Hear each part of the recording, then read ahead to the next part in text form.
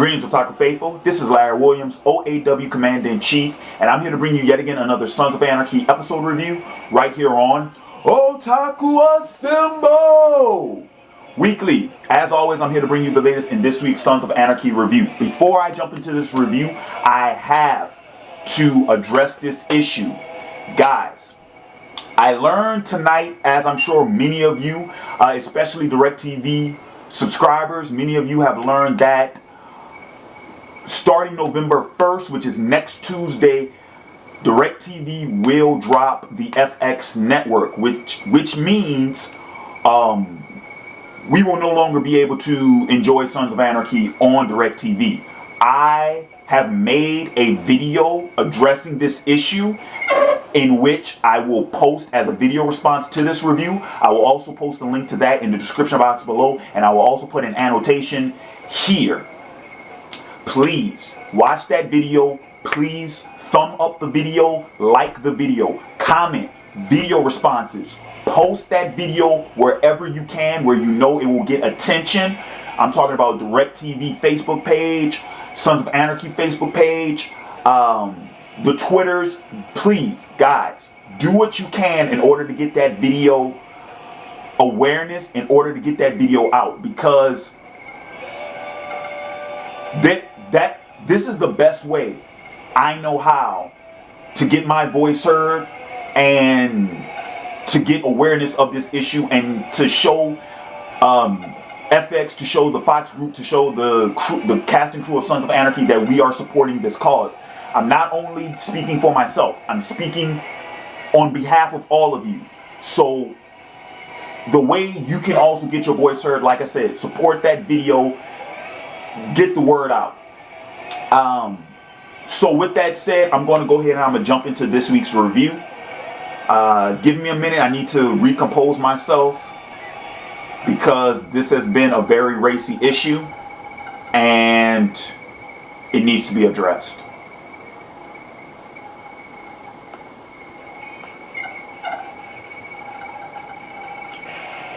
So this is Sons of Anarchy Season 4 episode. This is episode 8, I believe, and it is titled Family Recipe. We pretty much pick up where we left off last week with Bobby making the notion for a vote for a new president for the club. Bobby wants the chair, he wants the gavel, and of course they had to vote on it. This week's episode opens with the club voting on the issue until they are interrupted by an attack, a shootout at the clubhouse by a rival cartel. And pretty much what that leads to is that now the club has found themselves knee-deep in the middle of the war between the two cartels. We've been seeing in the past 2 weeks how this whole deal with the cartel has been affecting the club. And even though they've tried to only, like I said, you know, their whole thing was they were just muling, selling guns and muling, and they tried to keep their business strictly at that, but it seems like now their force has been hand and they've been forced into war. Now, one of the things that occurs during this shootout is that the shooters, they left a bag of heads at the clubhouse, and that is what leads to this episode's title, because one of the heads fell out of the bag, in which case we got these weird little scenes with what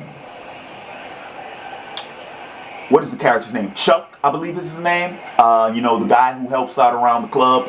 He found one of the heads, and he had to hide it in a bag of groceries, and then he went as far as hiding it in a pot of chili. That's where the title of this episode comes from, Family Recipe. Also, what happens in this week's episode is that Clay, Gemma, Tig, and Tara, on behalf of the Sons, they attend the fundraiser to save the gardens, which is that was the cause that we found out that Sheriff Roosevelt's wife, that she was, you know, that she was in charge of, that she was trying to gain support for.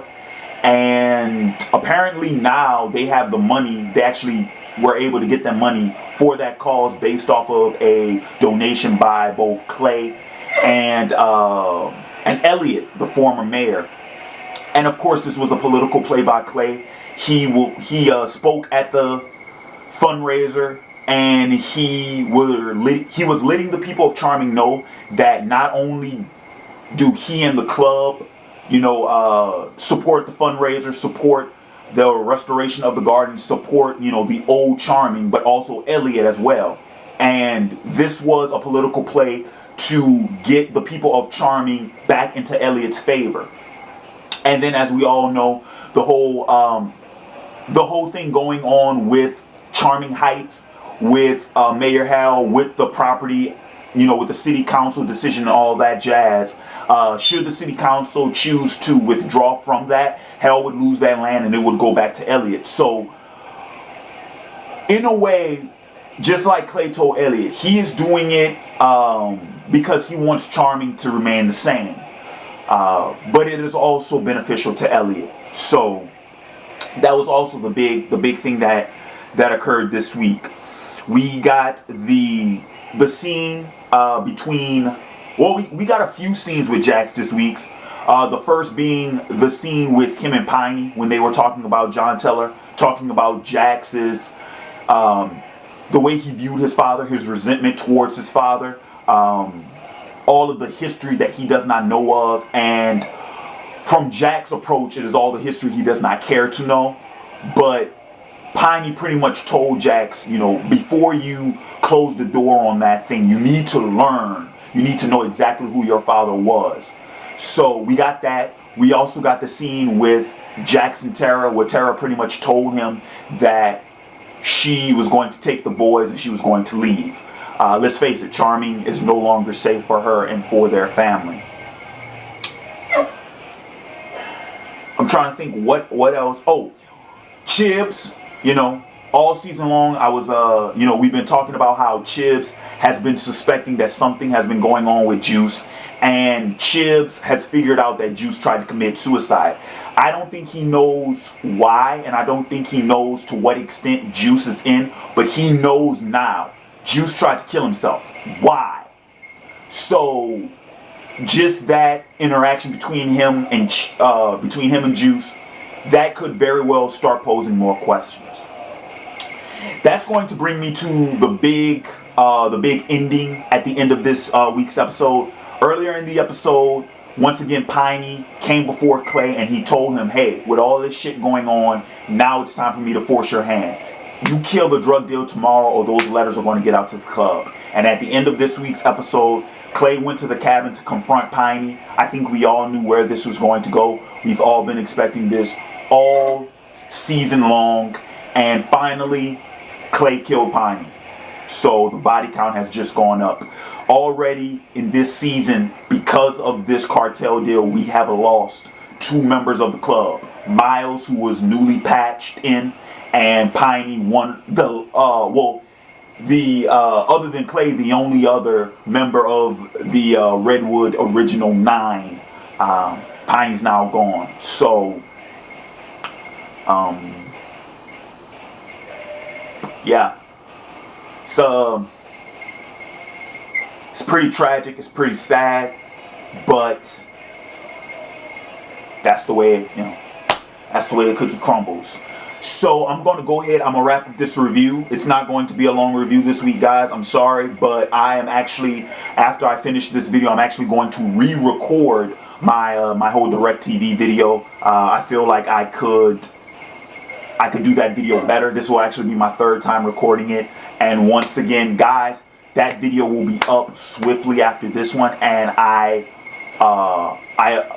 implore you, I cannot ask anymore that you guys support that video, that you guys support this cause, that you guys help me in getting the word out about this, because now is the time to take a stand about this. We really do. We really do have to fight for this, you know. Also, just so you guys know, should DirecTV go ahead and pull that network, I will still be doing my Sons of Anarchy reviews, but they will be uploaded on Wednesday nights instead of Tuesday nights, because it will take me a day to acquire the episode. So you will still get Sons of Anarchy reviews on OAW. It will only be a day late. But with that said, this is Larry Williams, OAW Commander-in-Chief. I am signing off, and until next time, peace.